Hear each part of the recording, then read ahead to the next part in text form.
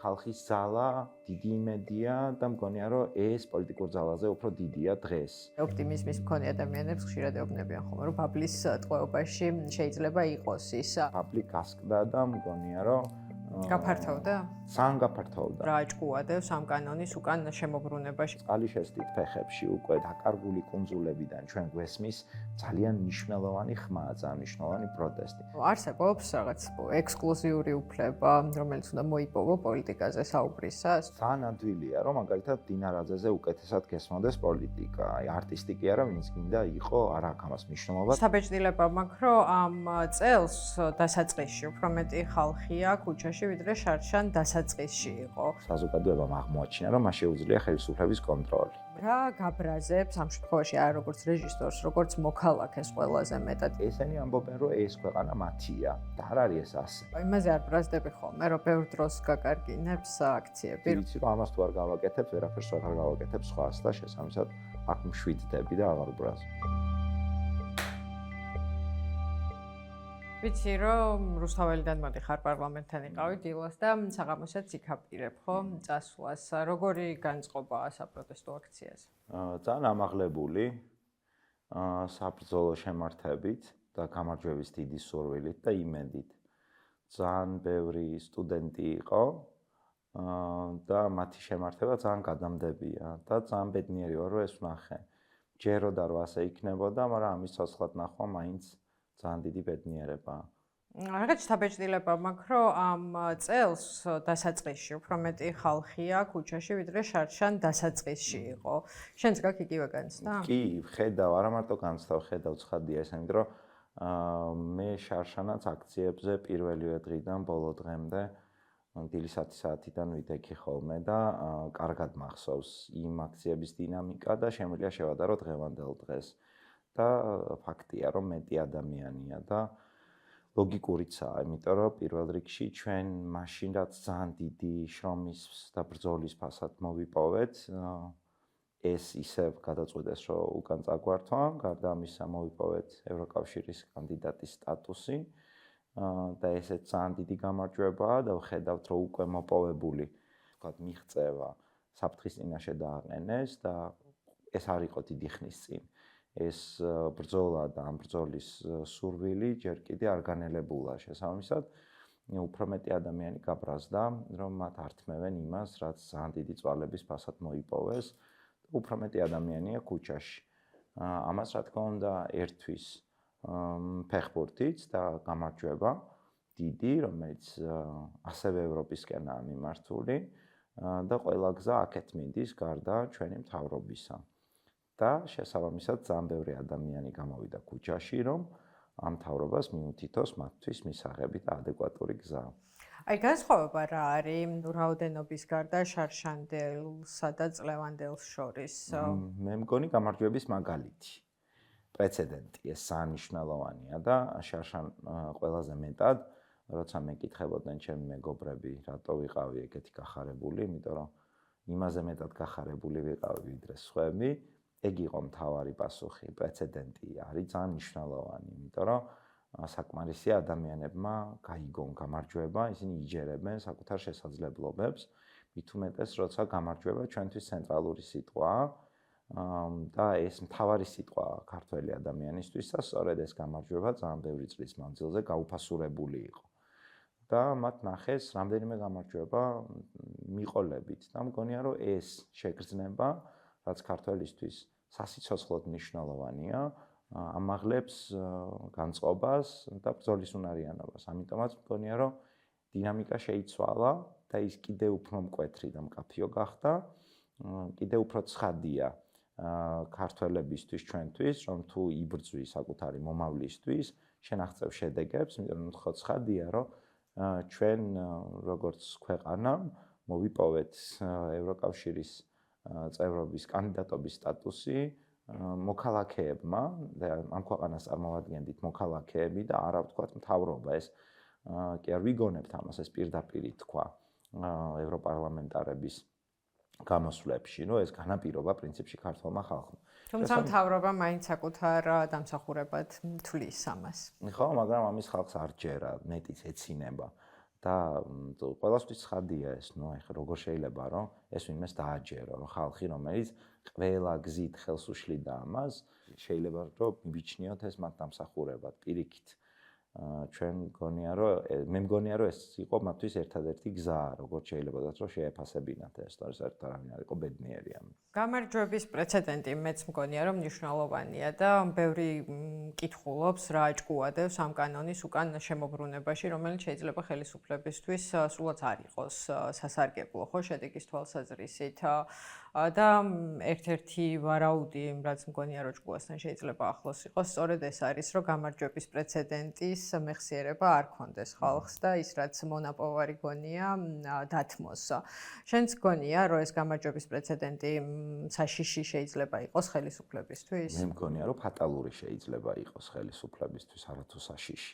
მე მგონია რომ გაცილებით უფრო რადიკალურადაა საქმე, იმიტომ რომ საზოგადოებამ აღმოაჩინა რომ მას შეუძლია ხელისუფლების კონტროლი. ეს არის საზოგადოების მთავარი უნარი, რომელიც მან უნდა მოიპოვოს იმისთვის, რომ მას ერქვა საზოგადოება. შესაბამისად, თუ ხალხი აღმოაჩენს იმას, რომ ჩვენ ვართ დამკვეთები, დამსაქმებლები და ხელისუფლება არის შემსრულებელი და რაღაცა არ არის ეს რაღაცა ბატონყმობის მაგალითი, არამედ ეს არის სახელმწიფო, დემოკრატიული სახელმწიფო, სადაც მოქალაქეები განსაზღვრავენ საკუთარ მომავალს, ეს რა თქმა უნდა საშიშია ამ მთავრობისთვისაც და ნებისმიერი მთავრობისთვისაც და ეს არის სამოქალაქო საზოგადოების მთავარი მონაპოვარი. შესაბამისად კი მგონია რომ ეს ამ კანონის დაბრუნება რა თქმა უნდა არის ამ გამარჯვების უკან წაღება, იმიტომ რომ აშკარაა რომ მათი ასე ვთქვათ გავლენა მცირდება საზოგადოებაზე და რყევები მათ გუნდში აშკარაა, ისინი თითოეულ თვითგამოხატვაზე როგორც გამოხატავენ საკუთარ თავს, ცხადია რომ ახსასრულს უყურებენ თვალებში, ხო? შესაბამისად, რა თქმა უნდა, ეს არის ერთი მიზეზი, ამავდროულად ცხადია რომ არსებობს სამიმდევრული გეგმა, რომელსაც ეს მთავრობა წლების მანძილზე ახორციელებდა და უცებ შეხვდნენ ძალიან დიდ წინააღმდეგობას. არ მინდა რომ შეთქმულების თეორიებში გავიხლართო, მაგრამ ცხადია მთავრობის კავშირები რუსეთთან, ცხადია რომ ისინი რუსული ინტერესების გამტარები არიან. შესაბამისად, სრულიად დასაშვებია რომ არსებობდეს დირექტივა, უბრალოდ არსებობდა დირექტივა, რომელსაც მათ თავი ვერ გაართვეს, ახლა წავიდნენ ახალ წრეზე.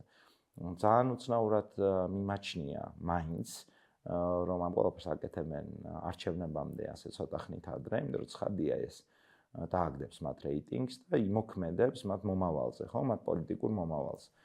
და იქნებ ისინი ფიქრობენ, რომ პირიქით არჩევნების წინ გავიტანთ ყველა იმ კანონს, რისი გატანაც გვინდა და გამარჯვებულები შევხვდებით არჩევნებს. ალბათ, მათთვის ცხადია, რომ ეს არჩევნები რაღაცა ისეთი შთაბეჭდილება იქნება, რომ მათ აქვთ განცდა, რომ წელს უფრო მომზადებულები არიან, თუნდაც ინფორმაციის თვალსაზრისით და რაღაცა ქუჩები გაივსო, ხო, ამ პროპაგანდისტული პლაკატებით და აქვთ განცდა, რომ წელს უკეთ აუხსნიან საზოგადოებას იმას, რაც შარშან მათი განცდით ალბათ კარგად ვერ აუხსნეს.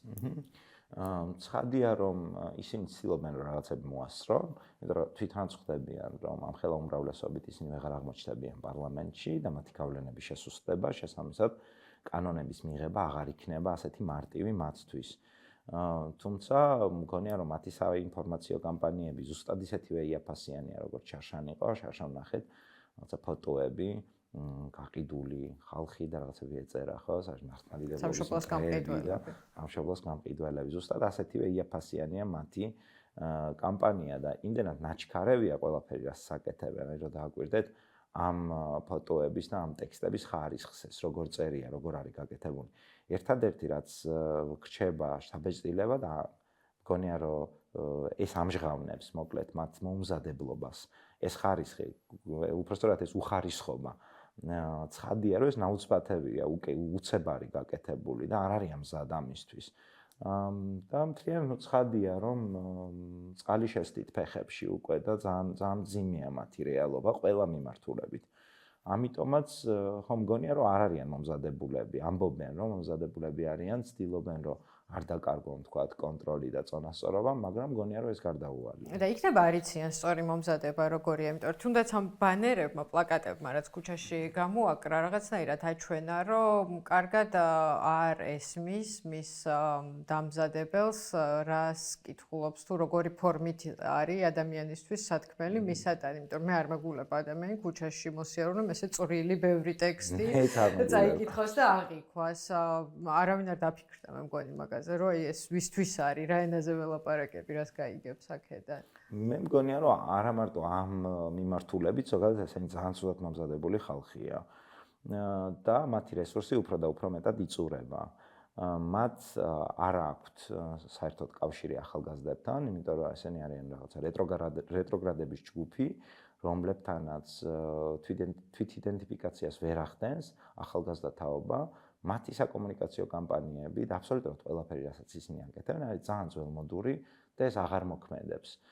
ინფორმაცია წამყვანი რამეა დღეს, ხო, მსოფლიოში. ამ ინფორმაციას ისინი ვერ ფლობენ.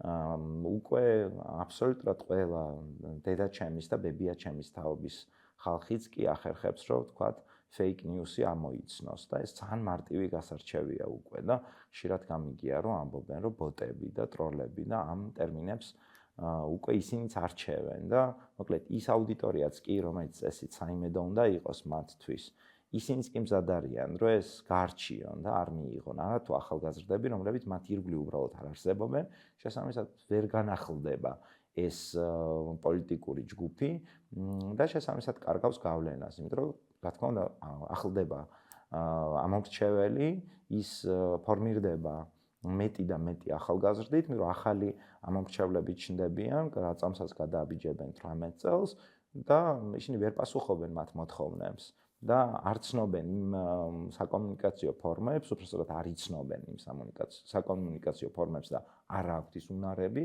რითაც შეიძლება რომ დიალოგში აღმოჩნდე ამ ხალხთან. ამიტომაც ეს ხადი არ მუშაობს და მოუმზადებლები არიან და არ იციან. და ეს რა თქმა უნდა დიდი ძალაა ჩვენთვის. ხო, მაგრამ ხელისუფლება როცა ხდება, რომ კარგად აღარ მისდის საქმე, უფრო და უფრო დაუნდობელი ხდება ხოლმე, ხო, რაღაც ყველა ისტორიული გაკვეთილი ამას გვაჩვენებს და უფრო მარტივად მიდის რთულ და სასტიკ გადაწყვეტილებებზე. რას ელოდები შენი ოპტიმიზმი ერთის მხრივ კარგად მოსასმენია, რომ ხალხს ძალა აქვს, თუმცა არსებობს ხო საზოგადოების მეორე ნაწილიც, რომელიც თვლის, რომ რა უშავს ახლა შეავსონ ამ ხალხმა დეკლარაციები და რა არის გამჭვირვალობაში ცუდი, ხო? და ესე ოპტიმიზმის მქონე ადამიანებს ხშირად ეუბნებიან ხოლმე, რომ ბაბლის ტყვეობაში შეიძლება იყოს ის. რა განცდა გაქვს ახლა, რომ აი რა ძალას გამოაჩენს ხელისუფლება. არ ვიცი უყურე თუ არა დღეს პარლამენტში განხილვებს, საკმაოდ ისეთი ხისტი იყო ეს პროცესი. ვადევნებდი თვალს, რაც შემეძლო, აქციაზე ვიყავი და ესე რომ თქვა დამждარიყავი და მთლიანად მენახა, არ მომეცა ამის საშუალება, მაგრამ კარგს არაფერს ველოდები. მე მჯერა რომ ისინი გამოიყენებენ ძალას. სიმართლე რომ თქვა ძალიან მეშინია, ძალიან ღელავ განსაკუთრებით სტუდენტებზე, ახალგაზრდებზე, ასევე შუა და ზედა ასაკის ადამიანებზე, მათ ჯანმრთელობაზე. ჩემთვის ხალხის ძალა დიდი იმედია და მგონია რომ ეს პოლიტიკურ ძალაზე უფრო დიდია დღეს. ბაბლი მგონია რომ ტყუილია, იმიტომ რომ ბაბლი გასკდა და მგონია რომ გაფართოვდა? ძალიან გაფართოვდა, იმიტომ რომ მე მაგალითად როგორც თეატრის რეჟისორს ძალიან ჭრელ აუდიტორიასთან მაქვს შეხება და ძალიან ბევრნაირ ადამიანს ხვდები ხოლმე სპექტაკლების მერე და ვისმენ მათ იმათაც ვინც არ მეთანხმებიან და იმათაც ვინც ეთანხმებიან იმას რასაც ვაკეთებთ თქვათ, მაგრამ ყველგან იგრძნობა ერთიანობა და წინააღმდეგობა ამ ყველაფრის. როცა არსებობს ამხელა ერთობა საზოგადოებაში და ეს ერთობა ყოველდღიურად უფრო და უფრო შესამჩნევი ხდება, რა თქმა უნდა არსებობს ძალიან დიდი საშიშროება და მგონია რომ ეს მთავრობა არაფერზე უკან არ დაიხევს, მაგრამ მე მგონია რომ ისინი ხალხის ძალას ვერ გადააჭარბებენ. რაც ამსაც ჩნდება საზოგადოებრივი ერთობა, ყველაფერი არის აბსოლუტურად უძლური ამ ერთობის წინაშე და ეს არის ჩემი იმედი, თუმცა რა თქმა უნდა ხედავ რისკებს, ხედავ იმასაც, რომ კუთხეში მიმწყდეულები, უფრო საშიშები შეიძლება გახდნენ და არაფერზე არ დაიხიონ უკან. მაგრამ მგონია რომ ამასაც თავს გავართმევთ და მგონია რომ ვაჯობებთ. რომ უფრო მეტნი ვართ და უფრო ძლიერები ვართ. თეატრი ახსენე და თეატრი იყო ალბათ პირველი, რომელსაც ესეთმა საპროტესტო ტალღამ გადაუარა მანამ სანამ ხალხი ქუჩაში გამოვიდოდა. როგორ ფიქრობ ის დრო დადგა, როცა არტისტებმა იფიქრეს, რომ მათი წარმოდგენები აღარ არის საკმარისი აუდიტორიამდე გზავნილების მისატანად, თუ კიდევ რაღაცა სხვა მიზეზი იყო ამ ტრანსპარენტების უკან, რომლითაც ერთმანეთის მიყოლებით სხვადასხვა თეატრის მსახიობები გამოდიოდნენ წარმოდგენების შემდეგ და მიმართავდნენ ხალხს რო არა რუსულ კანონს. მე მგონია რომ არსებობს ამ ქვეყანაში ძალიან ბევრი არტისტი, რომელიც ძალიან პოლიტიკურია საკუთარ შემოქმედებაში და ის რომ ქართული ოცნების დეპუტატები ლაპარაკობენ იმაზე, რომ ჩვენი საქმით უნდა ვილაპარაკოთ თურმე პოლიტიკაზე, რაც თავისთავად სასაცილოა, იმიტომ რომ ჩვენ ზუსტად ისეთივე მოქალაქეები ვართ, როგორებიც სხვები და ვიყენებთ საკუთარ პლატფორმას ისე, როგორც გქონია სწორი. გარდა ამისა, რა თქმა უნდა, არსებობს ძალიან ბევრი პოლიტიკური ნამუშევარი, სადაც ჩვენ ღიად, ძალიან დაუფარავად, ძალიან პირდაპირ ვსაუბრობთ, მაგრამ რა თქმა უნდა, ქართული ოცნების დეპუტატები არ სტუმრობენ ამ სპექტაკლებს. თუმცა მაყურებელი უკვე ძალიან დიდი თავისი, ასე ვთქვათ, რაოდენობით და ძალიან დიდი აუდიტორია ყავს და ძალიან დიდი ბედნიერებაა ეგ, რომ თეატრში დაბრუნდა მაყურებელი და რაც მთავარია თეატრში გაჩნდა ძალიან ახალგაზრდა მაყურებელი და ძალიან აინტერესებთ პოლიტიკური თეატრი.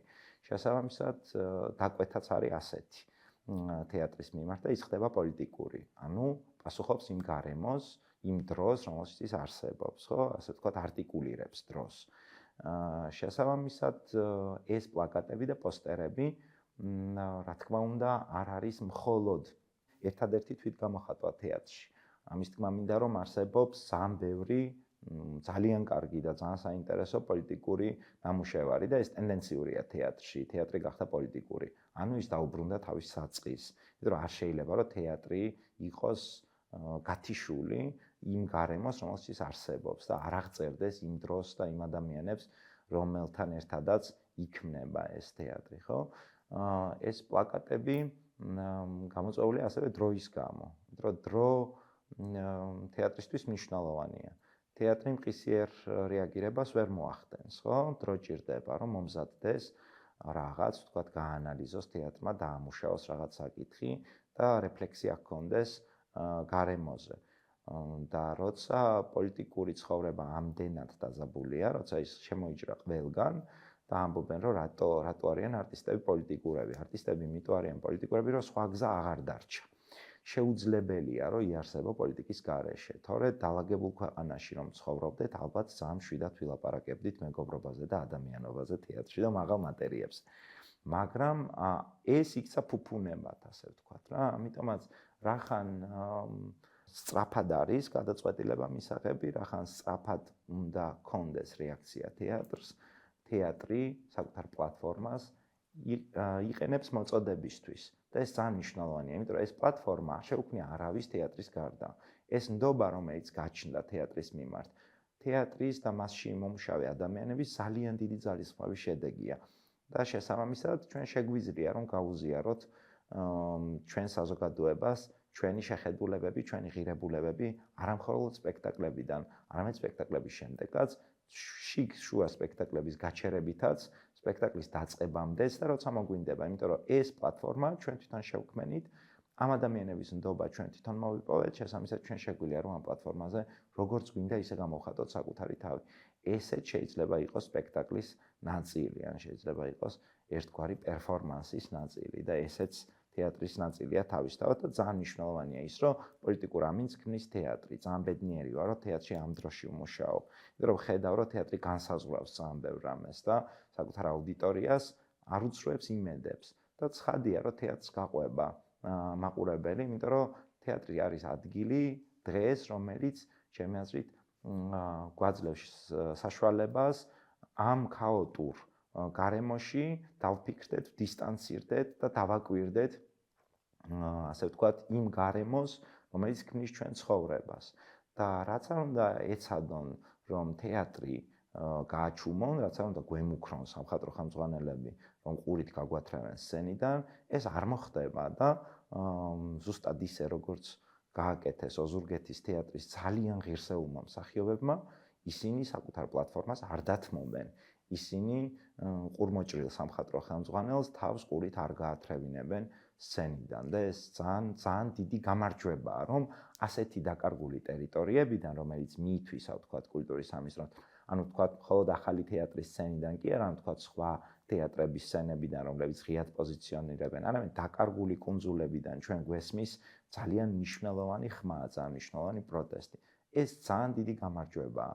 ჩვენ ვხედავთ, რომ მსახიობები არ აპატიებენ ასეთ დამცირებას, ასეთ უღირს აქციელს, სამხატვრო ხელმძღვანელს და გასცემენ საკადრის პასუხს და ეს ძალიან მნიშვნელოვანია. თუმცა ხელისუფლება ცდილობს, რომ რაღაცნაირად გააბაიბუროს ეს პროტესტი და არასერიოზულად აღიქვას და ამბობს, რომ აი არტისტები შეიძლება კარგი არტისტები არიან, მაგრამ მათ პოლიტიკის დიდი არაფერი ესმით.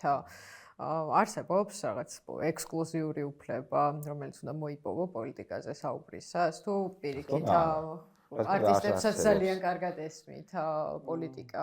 და არტისტი შეუძლებელია, რომ პოლიტიკის მიღმა იყოს. ძალიან ადვილია, რომ მაგალითად დინარაძეზე უკეთესად გესმოდეს პოლიტიკა. აი არტისტი კი არა, ვინც გინდა იყო, არ აქვს ამას მნიშვნელობა, ძალიან მარტივია, რომ ამაზე უფრო უკეთ გესმოდეს პოლიტიკა. ეს არ არის რთული.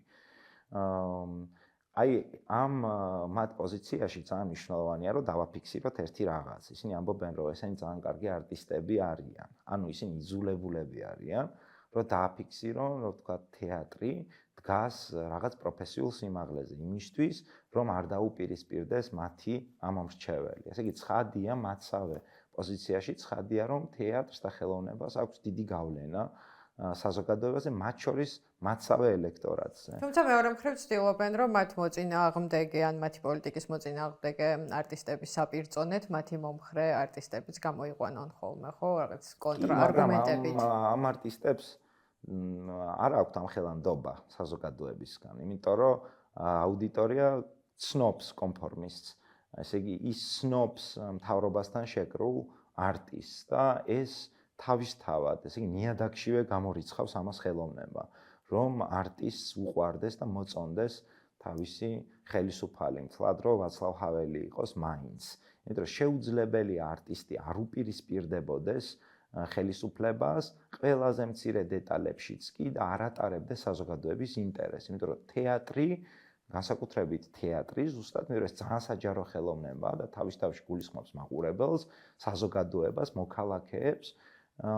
თეატრი გამორიცხავს ყველა სხვა შესაძლო გზას. ერთადერთი რაც შეიძლება რომ თეატრმა აკეთოს, ყოველთვის იყოს ფხიზლად და ყოველთვის პასუხობდეს საკუთარ აუდიტორიას და იბრძოდეს მისი ინტერესებისთვის. ახლა რაც შეეხება ქართული ოცნების მხარდამჭერ არტისტებს, ჩვენ ხედავთ, რომ ძალიან დაბალია ნდობა მათ მიმართ, შესაბამისად მათ არ აქვთ ამხელა გავლენა და რაც არ უნდა შეიკრიბონ. შესერთი სამარცხვინოა სასაცილოა, რომ ეს ხალხი ჯდება და უკანასკნელი უშვერი სიტყვებით ილანძღება და რაღაცა ოდიოზური ფიგურები გამოხავთ და ხდებიან და ლაპარაკობენ ერთმანეთზე უფრო დიდ სისულელეებს. ამიტომაც მე არ მგონია, რომ ამას რამე სახის გავლენა ქონდეს საზოგადოებაზე და ეგ რესურსიც, ეგ რა რესურსით, რა არტისტული რესურსით უპირისპირდება თეატრში წამოწყებულ პროტესტს ქართული ოცნება, ასევე აჩვენებს სწორედ ამ რესურსების ამოწურვას. შენს ერთ-ერთ ბოლო სპექტაკლში ვკვდები როგორც ქვეყანა, საკმაოდ ინტენსიური და შთამბეჭდავი კადრია, ეპიზოდია, როცა ტელევიზორს ამტვრევენ სცენაზე და ამ ტელევიზორში ისმის ახლა უკვე ყოფილი პრემიერ-მინისტრის ირაკლი ღარიბაშვილის ინტერვიუდან ფრაგმენტი, სადაც ის ფაქტობრივად უკრაინაში რუსეთის შეჭრას ამართლებს იმით, რომ უკრაინას სურდა ნატოს წევრობა. ამავე სპექტაკლში ბოლო კადრი არის ღვთისმშობლის ფრესკა გელათიდან, რომელიც ჯერაც არ ვიცით გადარჩება, მოზაიკა უბრალოდ გადარჩება თუ არა ხო იქ მიმდინარე რეაბილიტაციის პირობებში. რამდენად ფართოა ეს პრობლემების ჩამონათვალი, რომელიც შენ როგორც რეჟისორს გაღელვებს და რომელზეც ფიქრობ, რომ სწორედ რომ ხელოვნების ენით უნდა გაეცეს პასუხი. მე ამას ვერ გეტყვით. რამდენად ფართოა, ალბათ ამას თქვენ უფრო მეტად ამჩნევთ ფართოა თუ ვიწრო. მე შემიძლია ვთქვა ის, რომ მე ვრეფლექსირებ იმ ინტოქსიკაციებზე, რომელსაც ვიღებ ამ ძალიან ტოქსიკური გარემოსგან, რომელშიც ჩვენ ვარსებობთ და შეიძლება და ეს არ იყიდეთ ბევრი სხვადასხვა მიმართულებით და ბევრ სხვადასხვა რამეს მოიცავს. რაც შეეხება ღარიბაშვილის ტელევიზორის დამტვრევას, ეგ სცენა რომ უნდა დამედგა, ეს გადავწყვიტე, როცა ვნახე ეს ინტერვიუ, მაშინ ვენაში ვიყავი და სპექტაკლს დგამდი. აქ უნდა ჩამოსულიყავი და ახალ თეატრში სულ სხვა სპექტაკლი უნდა დამედგა. ეს ტექსტი ვკვდები როგორც ქვეყანა, ჩემთვის ძალიან ბევრი წელი არსებობს და ძალიან საყვარელი ტექსტია და ძვირფასი და ყოველთვის თავს ვიკავებდი, რომ ეს დამედგა, ალბათ, იმიტომ რომ აქამდე არ ვიყავი საკმარისად გაბრაზებული და როცა ეს ვნახებ, თქვი, რომ შეიძლება ეს ტექსტიც ესე ახლოს არ იყო რეალობასთან, როგორც ეხლა, მაგრამ ახლა ეს ტექსტი სამწუხაროდ ძალიან ცოცხალია ამ ქვეყანაში. და როცა ეგ გამოსვლა ვნახე, სასწრაფოდ დაურეკე დოის და უთხარი, რომ მინდა რომ შევცვალო ტექსტი და რომ ჩამოვალ დაგელაპარაკები, რომ ჩამოვედი და მივეცი ტექსტი, რომ წაიკითხა და იმ წამსვე დამთანხმდა და მითხრა, რომ კი, რა თქმა უნდა, ეს უნდა დადგა. მაგრამ არ ვიცოდი როგორ დავდგამდი ამას, ერთადერთი რაც ვიცოდი იყო ეს, რომ ქართული სცენიდან ძალიან მკაფიოდ პირდაპირ შეუფარავად აი არ ვიცი, თუნდაც მეტისმეტად პირდაპირაც კი უნდა დაპირისპირებოდნენ არტისტების სისტემას და უნდა გვენახა, რომ სანამ ამ ქვეყანაში გვაქვს გარანტირებული გამოხატვის თავისუფლება კანონით, იქამდე შეგვიძლია რაც გვინდა ის გავაკეთოთ სცენაზე. და ამაში უკვე როგორც ხედავთ, ანუ ეს ქართული ოცნების დეპუტატების მოთხოვნასაც კი აკმაყოფილებს, რომ სცენაზე, სპექტაკლში გამოვხატავთ იმას, რაც გვინდა რომ გამოვხატოთ. და ძალიან მნიშვნელოვანია ეგ სცენა ჩემთვის და მთლიანად ეგ სპექტაკლი, იმიტომ რომ მგონია, რომ აი ეგ მომენტი არის ეხა და მაშინაც ეგ მომენტი იყო, როცა მთლიანად დავკარგე პიროვნება და მთლიანად გადავიქეცი რაღაც პოლიტიკურ სხეულად, რომელზეც განევრცობა, ვთქვათ, მთლიანად ეს ქვეყანა და აღარ ვარსებობ ამ ქვეყნის გარეშე, ზუსტად ისე როგორც ჩვენ გარეშე არიარსებებს ეს ქვეყანა. ამიტომაც ხო, გაბედულები ვიყავით, როცა ამას ვაკეთებდით, თუმცა არ მგონია, რომ რამე განსაკუთრებული გავაკეთეთ, ამით მგონი ის გავაკეთეთ, რაც არტისტმა ასეთ დროს უნდა გააკეთოს და ეს ძალიან ჩვეულებრივია. ხო, თუმცა ახლა უცნაური ვითარებაა შექმნილი, ღარიბაშვილი აღარ არის ამ ქვეყნის პრემიერი, თუმცა დარჩა თქვენ სპექტაკლში მისი ხმაც და გამოსახულებაც და ალბათ მისი ამ განცხადებით გამოწვეული ბრაზიც ჯერ კიდევ ხვალაც გაქვთ ხოლმე მგონი ეს სპექტაკლი ჯერ კიდევ სცენაზე მტრიალებს. ხო, რა თქმა უნდა, ღარიბაშვილი ჩვენ ვიცით, რომ ზუსტად ისეთივე ჭანჭიკია, როგორიც კობახიძე, მდინარაძე და მისთანანი. ამას არ აქვს მნიშვნელობა იმ დაღმართზე, რომელიც ჩამოცურდება და რომელს დავლეწავთ, ეს ერთი და იგივეა, თუმცა მე მჯერა, როცა ჩვენ ამ მთავრობას დავამარცხებთ და გადავაგდებთ, ეს სპექტაკლი მაინც დარჩება, იმიტომ რომ ის აღნიშნავს კონკრეტულ დროს და აღნიშნავს ხელისუფალის წინააღმდეგ მოძრაობას, რაღაცა არტისტულ პროტესტს, დაპირისპირებას. და მახსოვს, როცა ღარიბაშვილი აღარ იყო უცებ პრემიერ-მინისტრი, ძალიან ბევრმა ადამიანმა მომწერა, რომ ეს ამაში ჩვენი წვლილიც არის და ძალიან მეცინებოდა ამაზე, მაგრამ თან ძალიან ბედნიერი ვიყავი, რომ აუდიტორია არ აქვს ამას მნიშვნელობა, ეს მართლა ესეა თუ არა, მაგრამ აუდიტორია ხედავს თეატრის ნაბიჯებს და მისთვის ეს ღირებულია. არ გიფიქრია, რომ წინა პრემიერის ფრაზები, ახალი პრემიერის ფრაზებით შეგიძლია ჩაანაცვლო ამ სპექტაკლში? განსხვავებაა წინა პრემიერს და ახლანდელ პრემიერს შორის. ანუ ეს ხო კრებითი სახეა, ხო? ჩვენ ხო პიროვნებებს ვერ ვხედავთ აქ, ეს არის რაღაცა ადგილი, ცარიელი ადგილი, რომელზეც სხვადასხვა დროს სხვადასხვა ადამიანი აღმოჩნდება და ასე რომც არ იყოს, ანუ ვთქვათ, რომ სრულიად განსხვავებული ადამიანი იყოს, ამას მაინც არ აქვს მნიშვნელობა, იმიტომ რომ ეს არ გამოხატავს მხოლოდ ჩემს დაპირისპირებას ღარიბაშვილთან, ხო? ეს არის რაღაც სისტემასთან, ვთქვათ, ხელისუფალთან დაპირისპირება შესაბამისად და ასეც რომ არ იყოს ეს კონკრეტული სცენა და ეს კონკრეტული სპექტაკლი ძალიან კონკრეტულ დროს აღწერს და აღნიშნავს და ამ დროის ნაწილია. შენ როგორც ისევ აგენტების კანონის განხილვას რო დაუბრუნდეთ, როგორც ადამიანს, რომელიც როგორც შენ თქვი, შარშანაც ყველა აქციაზე იყო, ეხლაც ყველგან ხარ, სადაც პროტესტია და არა მარტო ამ კანონთან დაკავშირებით, მე არ მახსოვს, მე მგონი აქცია, სადაც შენი საავტორო სტვენა არის მოდა. რა გაბრაზებს ამ შემთხვევაში არა როგორც რეჟისორს, როგორც მოქალაქეს ყველაზე მეტად ის, რომ ხელისუფლებამ პირობა გატეხა და უკან დააბრუნა ის, რაზეც თქვა, რომ უკან არ დააბრუნებ და თვითონ ამ კანონის სულისკვეთება, თუ ის, რომ ეს არის რაღაცა ერთი დიდი პროცესის ნაწილი, როცა ჩვენ ეჭუგვეპარება, რამდენად სწორია ჩვენი კურსი, რამდენად ვშორდებით ან უახლოვდებით ევროპას, ხო? მე მგონი, რომ საზოგადოებას კურსის ისტორიაში აღარ ეპარება ეჭვი და ეს დიდი მონაპოვარია. მაბრაზებს ის, რომ როგორც თქვი, წეღან ხელისუფალი არის მოხელე, ის არის შემსრულებელი. მან კი უნდა გმართოს, მან უნდა შეასრულოს ჩვენი მოთხოვნები და დააკმაყოფილოს ჩვენი საჭიროებები. ჩვენ შარშან ეს ძალიან მკაფიოდ გასაგებად გავაგებინეთ ხელისუფლებას და ისინი იზულებულები გახდნენ, რომ შეცვენილიყვნენ პარლამენტში და ეჭირათ ხელი ამ ღილაკებზე და ჩაეგდოთ თავისივე ინიცირებული კანონი. და უცებ კიდევ ერთხელ ბრუნდებით ამაზე და პირველ რიგში გასაბრაზებელია ის, რომ ნაცვლად იმისა, რომ რეკომენდაციებს ვასრულებდეთ და ვიბრძოდეთ ამისთვის, დავუბრუნდით 1 წლის წინ, ესე იგი ამ 1 წელიწადში არაფერი არ შეცვლილა, ისევ იქ დაგვაბრუნეს და 1 წელი ადამიანისთვის ძალიან ბევრი დროა, შეიძლება მთელი სიცოცხლეც იყოს, ვთქვათ, ხო?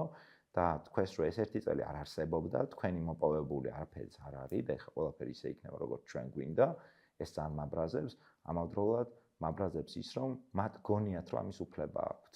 მათ კიდე ერთხელ ვერ გაიგეს, რომ თვითონ არიან სახელმწიფო მოხელეები. ისინი არიან სახელმწიფო მოსამსახურეები, ისინი უნდა ემსახურებოდნენ ხალხს და ისინი უნდა უსმენდნენ საკუთარ საზოგადოებას, რომელიც ძალიან გასაგებად ყვირილით, შტვენით, ჩემსავით და ასე შემდეგ, ბევრი სხვადასხვა თეატრის სცენებიდან, სპექტაკლებიდან, გაშლილი პოსტერებით, ძალიან ბევრი მოწოდებებით, ძალიან გასაგებს ხდის, რომ ეს არ არის მათი დაკვეთა. და ესენი ამბობენ, რომ ეს ქვეყანა მათია და არ არის ეს ასე. ეს ქვეყანა ეკუთვნის ქართველ ხალხს, რომელმაც იცის, რომ ბოროტებას უნდა სიკეთე მაჯობოს და ეს მისთვის ძალიან ბუნებრივი რამეა, რომელიც ჯერ კიდევ სკოლაში ისწავლა და ბოლომდე გაიტანს ამას.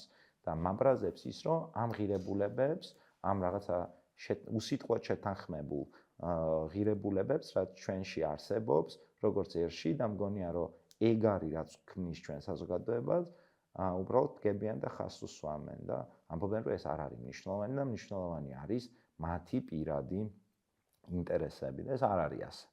და როგორც ვაჩვენეთ შარშან, იმაზე გაცილებით უფრო ცხადად ვაჩვენებთ ამას წელს და მე მჯერა ამის.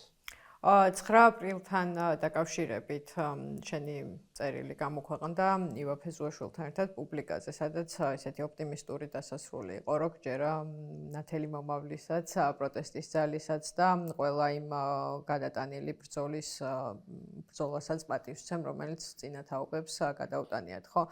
9 აპრილის და შარშანდელი მარტის აქციების გარდა რა პროტესტები იწვევდა შენში აღფრთოვანებას?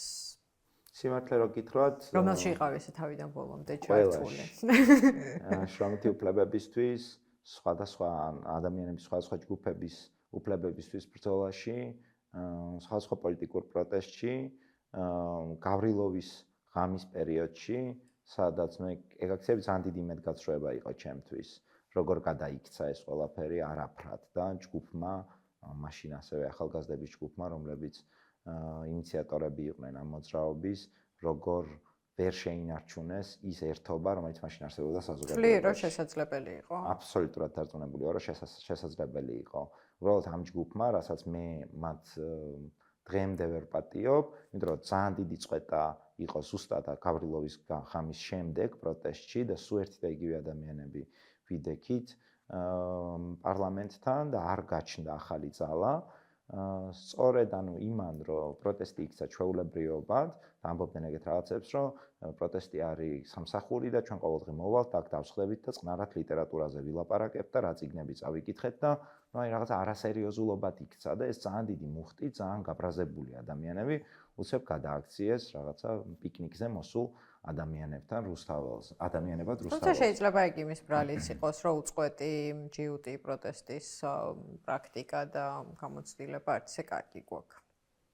კი, მაგრამ ამის პოტენციალი დაბნეულობა იყო შეიძლება იმის გამო, რომ არ იცოდნენ სხვა რა ეკნათ თუ არა ეს. მე მგონია, რომ ეს ქვეყანა ძალიან კონკრეტულ რაღაცებზე რეაგირებს და ეს მიუხედავად იმისა, რომ საკმაოდ ვიწროა ეგ საკითხები, რაზეც რეაგირებს, იმიტომ რომ ამ საზოგადოებას განვითარების საშუალებას არ აძლევს სხვადასხვა დროს სხვადასხვა მთავრობა და ჩვენ განათლებაში ძალიან დიდი პრობლემა გვაქვს და ეს ძალიან ბევრ რამეს განაპირობებს.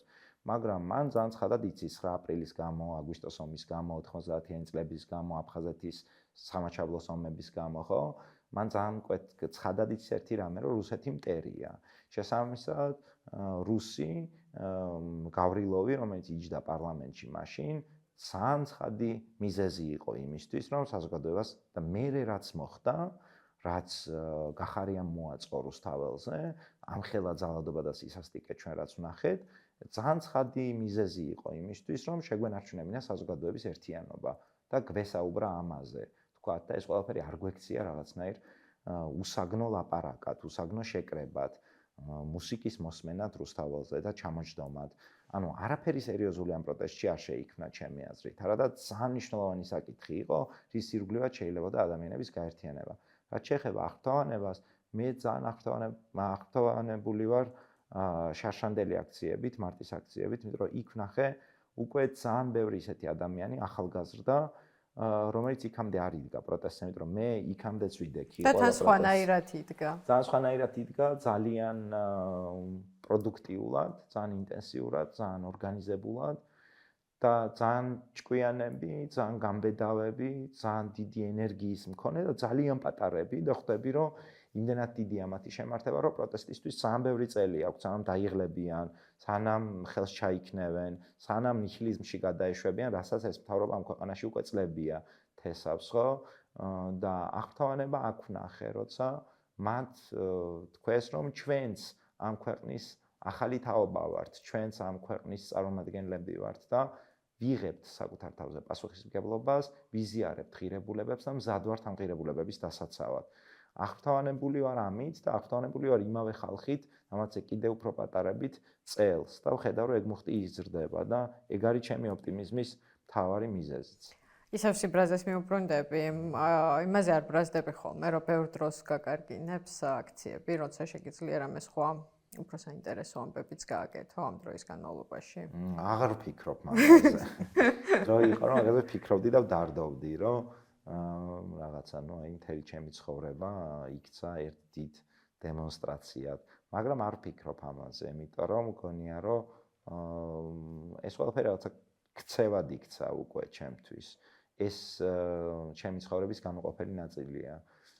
ბრაზობ კი ასე ფართო სურათში, მაგრამ როცა ვთქვათ ამ ყველაფერს ჩართული ვარ და ვხედავ, რომ არსებობს ამის საჭიროება და ძალიან ბევრი ადამიანი, ძალიან ბევრი ჩემი მეგობარი დგას ჩემ გვერდით, რა თქმა უნდა მაბრაზებს ამ ხალხის უსიტყვობა, უპირობობა, აბსოლუტურად ყველაფერზე ხელის მოწერა, ღალატი, ბევრი რამე, მაგრამ ძალიან მაბედნიერებს საზოგადოების ნახვა ერთად, ძალიან მაბედნიერებს იმის ნახვა, როგორ ზრუნავენ ადამიანები ერთმანეთზე, როგორ ეხმარებიან ერთმანეთს, განსაკუთრებით მაშინ, როცა ხელისუფლება იჩენს სისასტიკეც მათ მიმართ, როგორი ერთიანია საზოგადოება, როგორი ძლიერია კავშირები ჩვენ შორის. ამის ნახვა მაბედნიერებს.